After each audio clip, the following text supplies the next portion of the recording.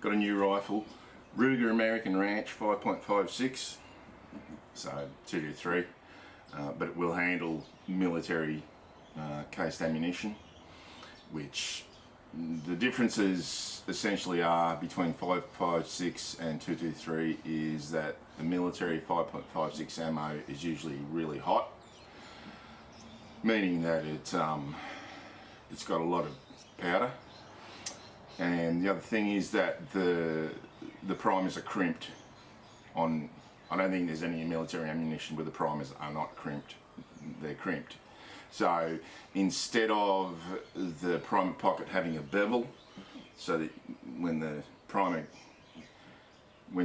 because the military ammunition is not designed for reloading. It's not meant to be reloaded.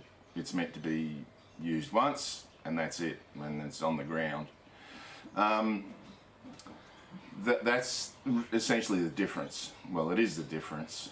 Now, if you are going to reuse military brass, you do have to chamfer the primer pocket to be able to get, I mean, you'll still be able to get primers in, but it's going to be very hard because you're going to squash some of them and possibly have a catastrophic, explosion when you're trying to prime it. So you do have to chamfer military brass. Anyway, that's another thing altogether. Why did I get the Ruger American Ranch? So I was looking to get another 223, and I was definitely thinking, being a Howe fanboy, unabashed, I was saying to myself, I'll get another Howe Mini Action 223 because I sort of regretted selling that. And I happened to be in the gun shop about 2 weeks ago. Yeah, it would have only been 2 weeks ago. And I saw this, and I said, that takes PMags, doesn't it? Like Stanag mags, M16 mags. And David said, yes, it does. Which is good, because one of the gripes that I had with the Howe 1500 Mini Action is that it had this crap plastic bottom metal, and it took, where is one? These things. So it's Howe, and who makes it? Legacy Sports. It's a Howe Legacy Sports 1500 Mini Action 223 mag.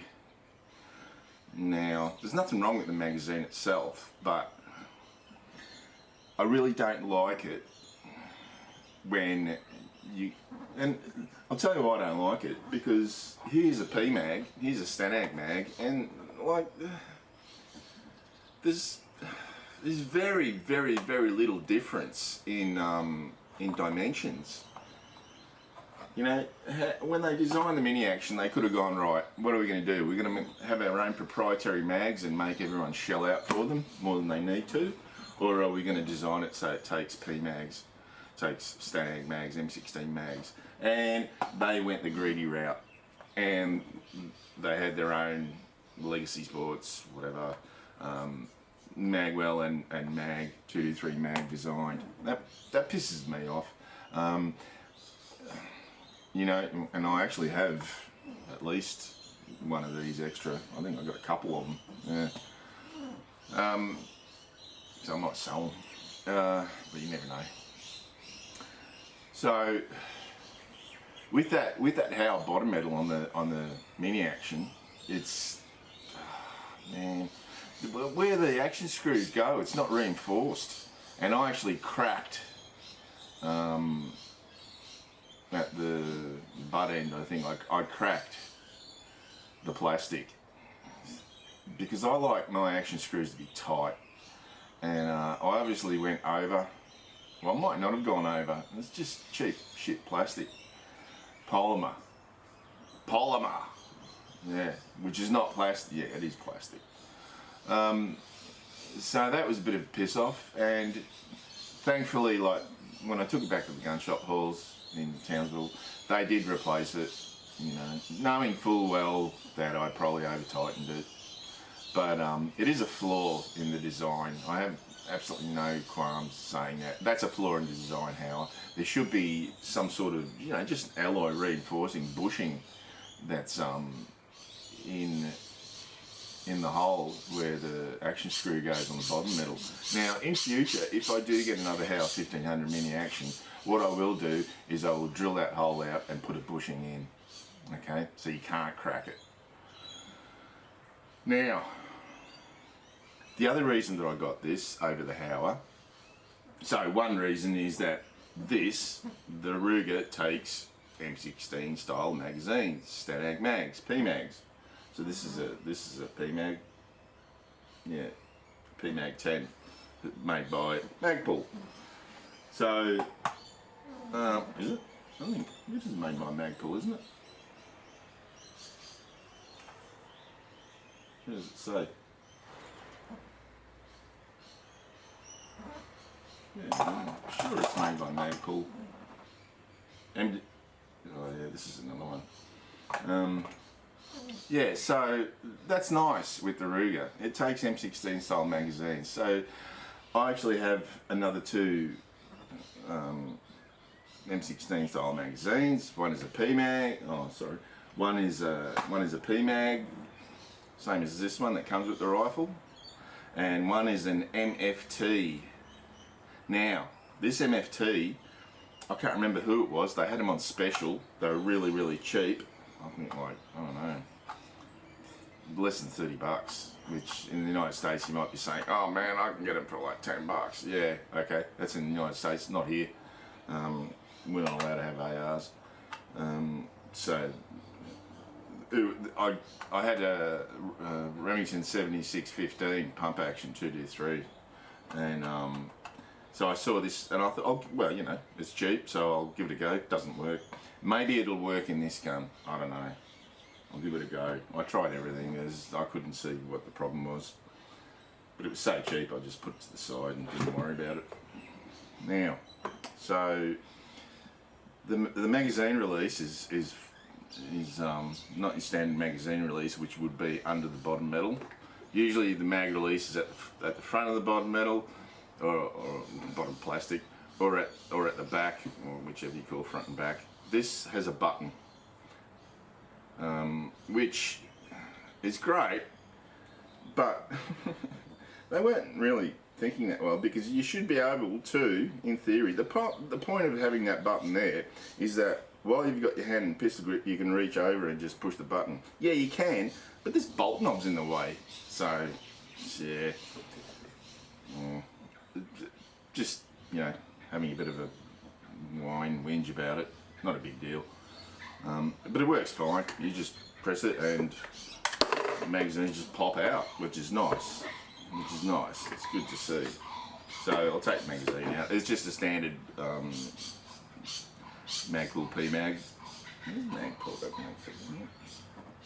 Can't read it. Yeah, it is Magpul. So, yeah. I've got a few Magpul products, good stuff. They do make good stuff. There's all over this. Now, I could have gone a few different routes with getting a handy 223. I think this was the best option in my opinion. You know, I could have got another pump action 223. But, man, you know, I never should have got rid of that 7615.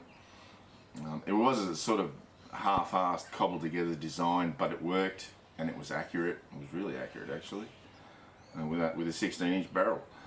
Now, what's on offer at the moment, as far as paint's coming off this rear tang, yeah, bit weird. What's on offer at the moment is, like, you've got your Taipan Light, whatever you call it. You're looking at, actually they've dropped in price big time. I've noticed there are people offering them for pretty cheap, and there's a reason for that. If you've seen my other videos criticising it, or if you've seen a guy called FHUCK Outdoors, Aussie guy, you see his videos on the Taipan. They are not very complimentary. The design, yeah, they didn't get the design right. Where the cam pin rides in the top of the receiver, they need to put something a lot sturdier than just a slot that runs the length of that runs down the receiver, because that cam pin just chews that thing up. So, and the other 223 pump actions are just crazy expensive, like really expensive. So, hey, this is not really expensive. Pardon me. I'll just go over. You've probably seen this rifle 100 times, you know, on various videos, but I'll give you my impression of it first look. So, first up, it takes Stanag mags, M16 type mags. It has got your Ruger Tang safety, so you can't put it on safe if it's not cocked. So you cock it, put it on safe. You know, it's not the smoothest safety, but it's definitely not the worst. It's pretty good actually. It's pretty, as far as operating safeties go, it's pretty good. The trigger. So the trigger is a la Savage and whoever else. I think what's it called? Marlin, the SL7 or whatever it is. That's got one of these triggers as well. So you've got a blade. You've got a blade that prevents you from pulling the trigger. So if you try and, I'll cock it, put it on fire, and I'll try and pull that trigger without pulling the blade. You can't do it. Right, you cannot do it. You can probably break it, but no. But once you depress that blade, off she goes. Now, what do I think of the trigger? Sorry. I'll tell you how much I think it weighs. I think it weighs about 4.5 pounds, 5 pounds. I haven't weighed it, and apparently that's typically what they come out at. And I reckon that's close to 5 pounds, just quietly. It's a little bit too heavy, and a lot of people do alter the trigger by putting, I think it's an M Carbo. That's the company, M Carbo. Replacement spring in there, or cut a link off the spring, or so I've got a ton of springs, so I'm going to have a look through my collection. In fact, man, I've got springs out the wazoo. I've even got Champion fasteners assortment springs, and there's probably one that would, a couple that might suit it. Aside from the actual gun springs that I have, proper gun springs that I have, which I've got a ton of from just various rifles and that. So the trigger does need lightning. Now we'll remove the bolt, which is not the easiest thing to do. Why can't that come out? You have to depress the trigger as well. No, you shouldn't. Oh yeah, you got to push it in all the way. Sorry, I wasn't pushing in the bolt release far enough. So the bolt is your classic. There's rust on there. Bit of rust in there. So it's been sitting around for a while, obviously, but it is oily. The bolt is your 3-lug, and one of the lugs has got the extractor in it. It is quite a small extractor, which I like big extractors. The bolt to dismantle, it's pretty fiddly. I'm not going to even try and do that. You do need a tool, or preferably there's a tool that puts tension on the spring, and then you can take the bolt out and take it apart and do whatever you want. The bolt handle is replaceable, and there are a few, at least a couple of companies that make replacement bolts. So the bolt itself, it's pretty slick. It's not rough. Apparently some of these have got tend to have a real zipper sound. And the machine, so they've ground Hmm. Okay. So the inside of the receiver has been ground. There's I got, you know, even when I was at the gun shop, the guy who sold me the gun, so he said, oh yeah, they do have a zipper sound. This does not have a zipper sound. There is no machining marks either inside, so I'm surprised. That's surprising. I was expecting to see machining marks. There are no machining marks in the receiver or on the bolt at all, which is really nice. Yeah, but the trigger, it does need lightening. It's not really bad. I mean, you know, it's a hunting rifle. Don't expect, you know, match grade triggers. Now, let's get a bit of a burr on it. Now. Let's go over some of the. So it does come with a threaded muzzle, and I do have a an A2 birdcage flash hider, flash mitigator, or whatever you want to call it. Doesn't really hide the flash for it, which is what I'll be putting on, because it is only a 16-inch barrel, and you're still going to have, you know, propellant burning when it's going out the muzzle. With 16 inches there, you will. So I've got an A2 flash hider coming for that. Shouldn't be too far away. The barrel is 16, I think it's 16 and a quarter inches or 16 and a half inches or whatever. Ruger and Savage seems to have, I don't know, Ruger, I would say, probably copied Savage in some ways, like with this bladed trigger, with the barrel being attached by a nut. So the barrel is attached by a nut. So the rifle comes with one magazine, or mine did. This was a display model, so yeah, it was brand new, but it comes with a pick rail, which is really nice. There's nothing worse, and this has happened to me so many times, where you get a rifle that has nothing, no mounts on it, and you go, okay, and you're at the gun shop and you go, you got any mounts for it? And they go, no, we're out of stock. And they go, we don't know when they're coming in. And then you go online and you look for them, and I've had to get mounts from Europe. I'm not bullshitting. I have had to get mounts from Europe for some rifles. And not even European rifles, American rifles. So, like the Savage. Although there is an EGW rail on, which I didn't spot, which I could have bought, but yeah, roughly the same price. So it does come with a rail, very nice. All rifles should come with mounts or rails or something, unless it's a Hauer or a Remington, and you've got mounts and rails for those things out the wazoo. Now, so as far as the metalwork is concerned, the action and the bolt are really smooth. Very, very nice, I have to say. Really surprising. And the bolt, yeah, I would rate that a Tikka-like. A lot of people replace the bolt handle with a bigger affair. I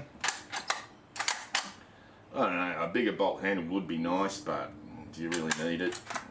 Maybe down in the future, because they're not cheap. In the future I might get it. So I'll take the bolt out, push the release all the way in so I can get the bolt out. And so what they've done, so you've got this caliber, this ranch comes in I think 223 or 5.56, 7.62 by 39, the Russian AK round, and I think 450 Bushmaster, I think you can get it in, or 300 Blackout. I'm not sure. There's a few calibers, the 223 sized calibers, you know. Let's go over externally. The stock is your typical cheap plastic stock. Yeah, and there is still flashing from the casting because it is injection molded.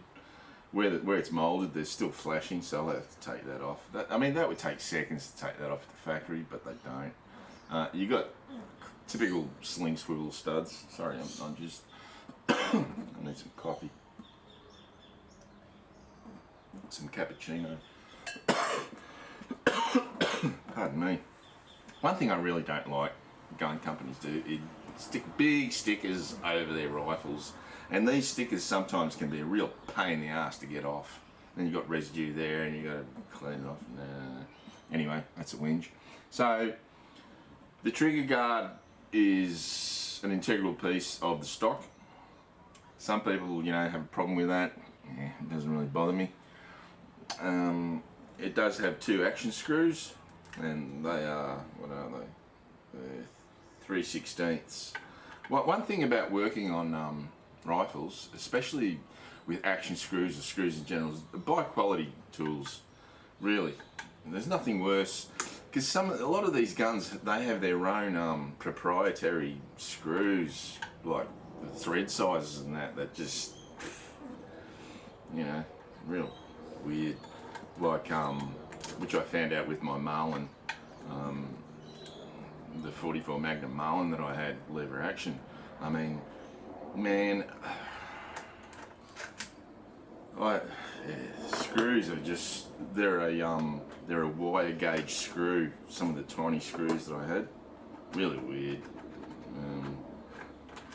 which really presented a problem. Alright, so that should come out. So you've got the detachable mag well with the mag release. Is one piece, which looks it's reasonably sturdy looking. So it does have pillars.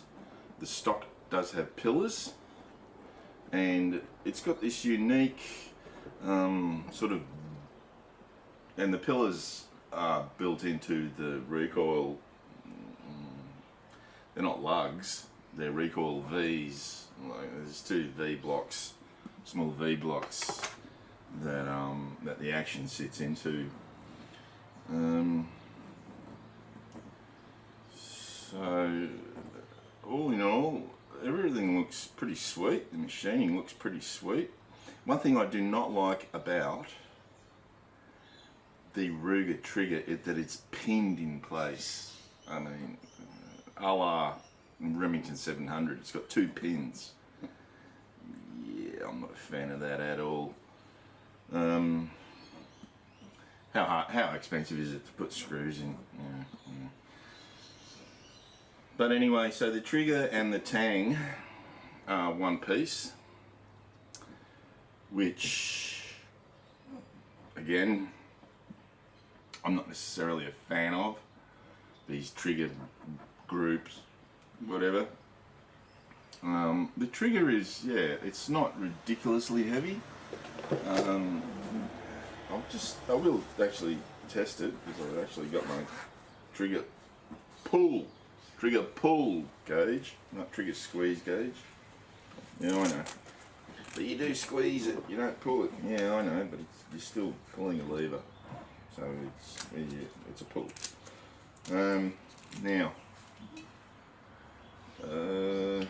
what else can I say about it?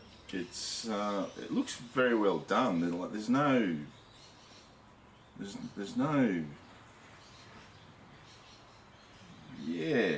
they've done a pretty good job, Ruger, I have to say. Typically Ruger are known for doing pretty good stuff.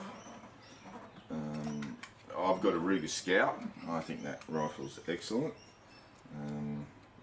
Some people reckon that the Rugers have problems like cycling it. I don't know. It's a Mauser action, or a copy of a Mauser action. I mean, the most successful gun ever. So, yeah, I don't know what your problem is. So we'll test the weight of the trigger and just see exactly what the weight is. Okay, it's on fire. Do it like this. Be a lot easier. So, ready, clear, ready, So the take up of the blade is 12 ounces.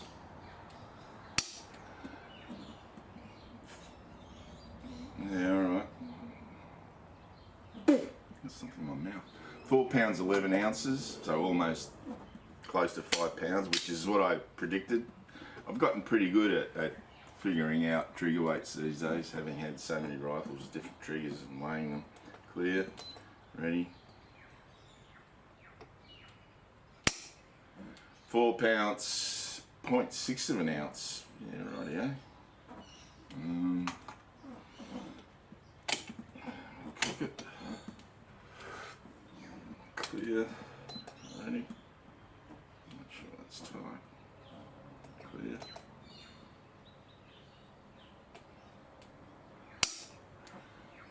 £3 10 ounces, so it's sort of it's all over the place.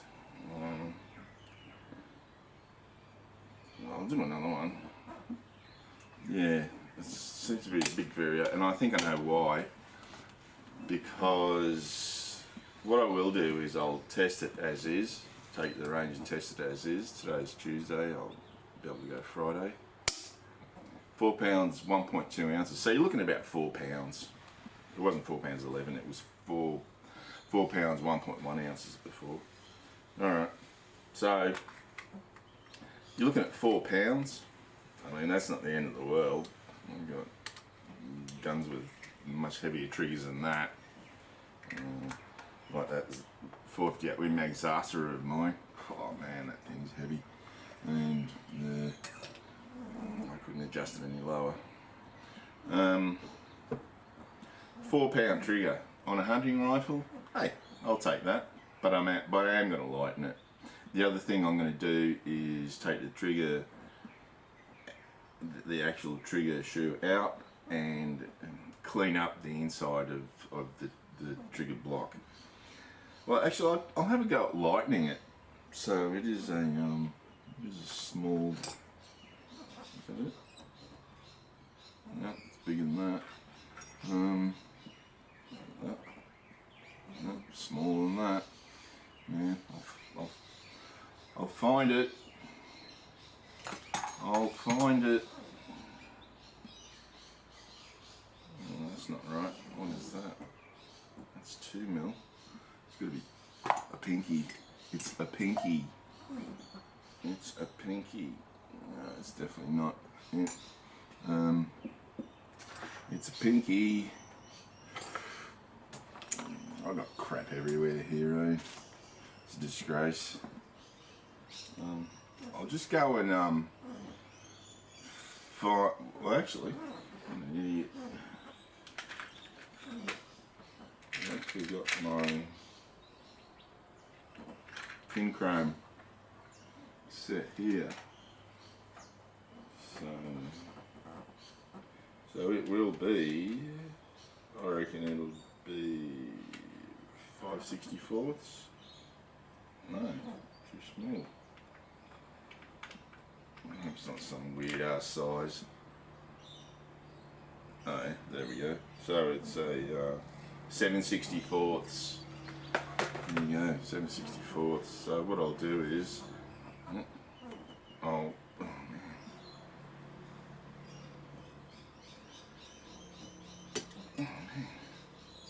So it is Loctited in because they don't want you to adjust it. So that, in theory, I should be able to get this trigger lighter. I'll take it. I'll take the screw right out. With the screw right out. Let's see what the weight is. I know this is getting a bit tedious. I haven't prepared again. Man, it's hot. There was thunderstorms and it was raining last night, and the sun's out now, and I'm sweating like a bastard. So, cock it.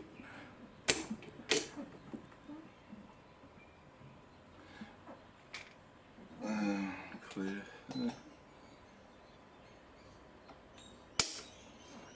3 pounds, 7.2 ounces.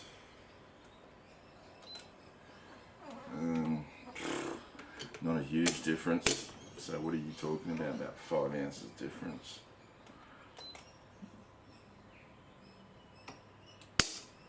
£3, 12 ounces. That's not a whole lot of difference. I've taken the adjustment screw completely out, and that has not made a whole heap of difference. So we'll put the screw back in. Now, that's where it was. So, taking the screw completely out has not made a whole lot of difference. Just a few ounces. So, yeah, that's not very impressive. The finish on the steel is, I don't know, Parkerizing, I suppose, which, yeah, doesn't last all that well where I am. Maybe down the track I might get it Cerakoted, because, yeah, I'm in a really humid environment. What else can I say about it? The stock itself,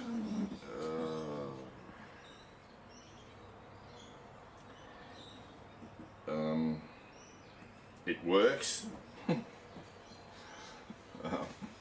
Yeah, it works. It has got a lot of cross bracing, like a lot. That's more cross bracing than I've seen on any other Pullman stock.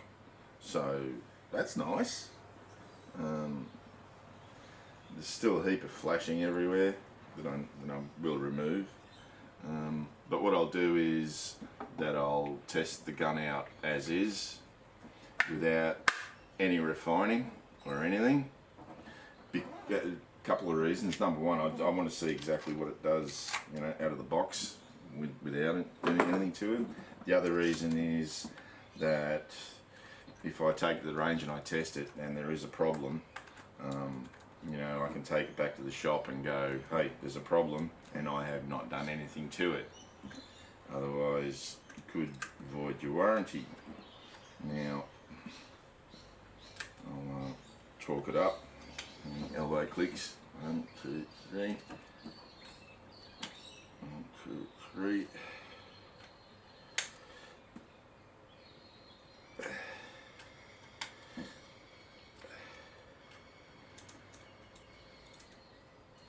Alright, so that's tight. Let's see if we can get it tighter. Long handle. Yeah, that's really tight. That's pretty much all the way with LBJ. Alright, so how does it sit in the stock in the barrel channel? So it is free floated, you can see that. It's not touching anywhere. It's not sitting perfectly. There's a piece of paper. It's not sitting perfectly in the center. It's fully floated all the way to even the barrel nut is fully floated. There's no problems there. One thing about the stock, the geometry of that pistol grip. Look how ridiculously swept back that is. That should be more vertical. You know, it really should. I mean, it feels weird. Feels weird to hang on to. It's a very trim pistol grip. It's like it's made for kids. You know, I've got big hands. I haven't got banana fingers or anything, but the actual length of my fingers and the size of my palm and that is big, and this sort of feels weird. Oh yeah, the bolt shroud at the back is plastic. You know what? They're much more respected and more expensive gun makers like Tikka. I don't know if they're still putting plastic, bolt shrouds on, but yeah.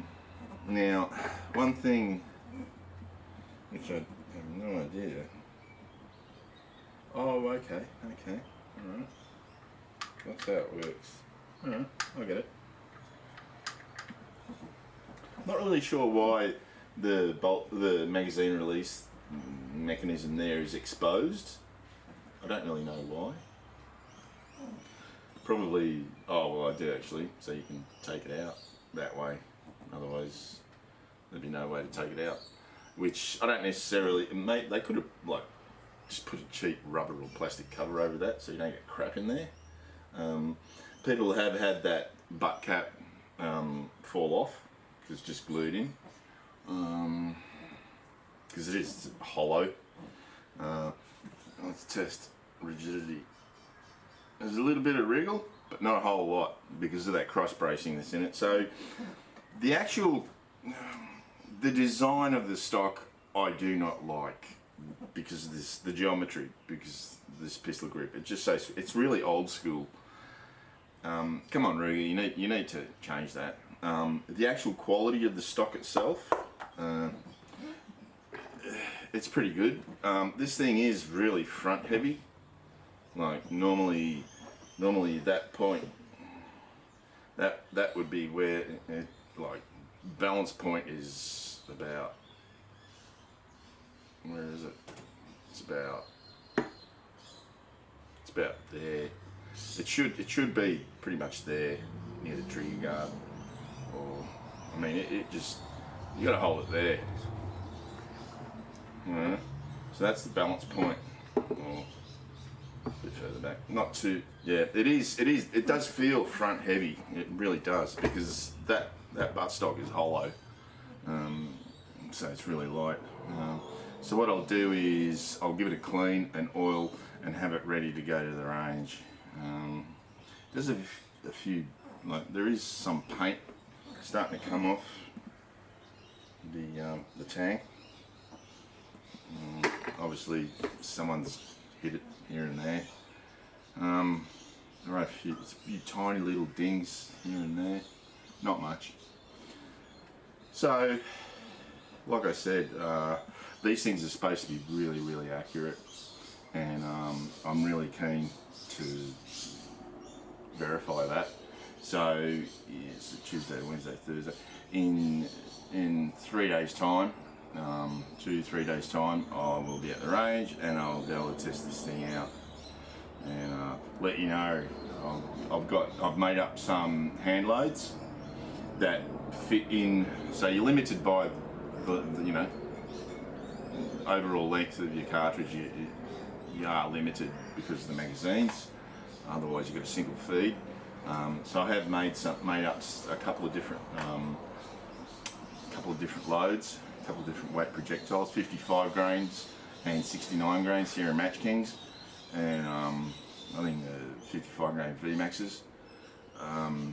And I'll test those out, because the other thing apparently about these is that they seem to be quite tolerant about projectile weights, and they're pretty much sort of the main two things that you'll be looking at: 55 grains, 69 grain or 70 grains. I've actually got some 70 grain what's it called,